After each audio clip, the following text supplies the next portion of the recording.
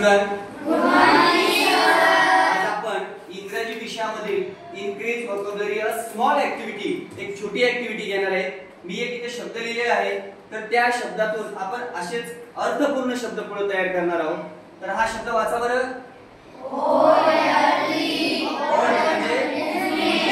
परत मी इथं ओल्ड लिहिलेला आहे आणि इकडे अल्फाबेटिकल काही दिलेलं आहे. तर याच्यामध्ये एक अल्फाबेटिकल आपल्याला इकडे वापरायचे आणि तुम्हाला ट्रिक्स साठी आपण इथं अर्थ दिलेला आहे. जसं ठळक, तर शब्द हा ठळक होण्यासाठी, अर्थपूर्ण शब्द तयार होण्यासाठी आपण इथल्या अल्फाबेटिकलचा वापर करणार आहे.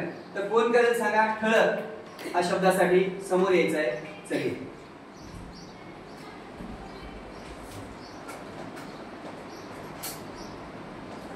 काय वापरत आहेस. बी. बघा ही बी लिहित आहे. वाचा आता शब्द काय झाला.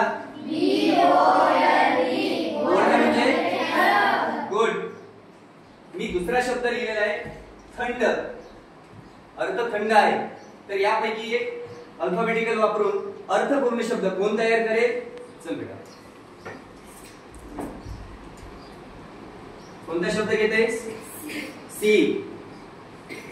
वाच मोठे. COLD. कोल्ड म्हणजे थंड. यानंतर पुढला शब्द आहे घडी घालणे. घडी घालणे. चला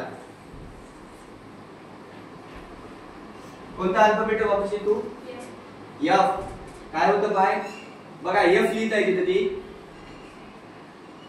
वाच शब्द. तुम्ही सगळ्यांनी वाचा. FOLD. कोल्ड म्हणजे घडी घालणे. ठीक आहे बस झालं.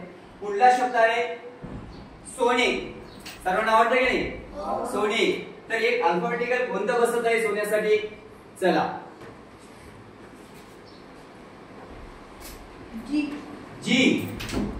जी शब्द अल्फाबेटिकल वापरत आहे. वाचन कर शब्दाचं. गोल्ड म्हणजे सोने. GOLD.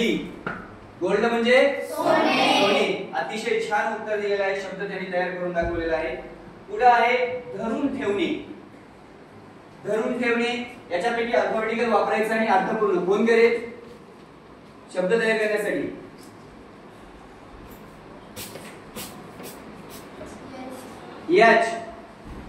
H लिहित आहे. वाचन करा या शब्दाचं.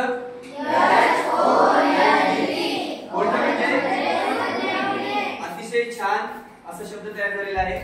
त्यानंतर पुढे आहे साचा आकार. हा शब्द अर्थपूर्ण तयार करण्यासाठी, याची स्पेलिंग तयार करण्यासाठी कोण येईल.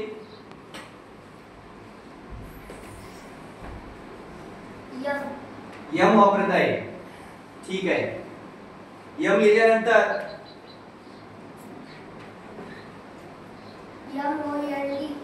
MOLD. गोल्ड म्हणजे साचा. छान पैकी शब्द तयार केलेला आहे. आता पुढील शब्द आहे विकले. या शब्दासाठी जो इंग्रजी शब्द तयार होणार आहे अर्थपूर्ण, तो शब्द तयार करायचा आहे.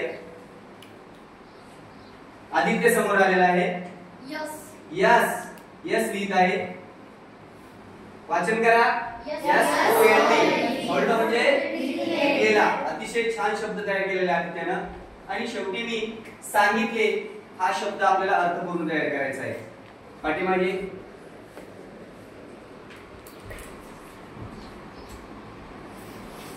कोणता अल्फाबेट वापरणार आहेस. T. वाचन करा शब्दाचं.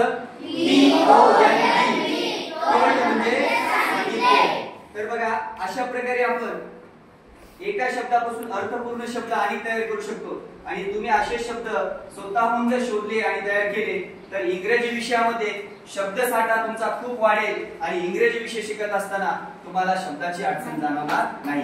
तर शब्दसाठा वाढवण्यासाठी आपण आज ही ऍक्टिव्हिटी घेतली आहे. थँक्यू.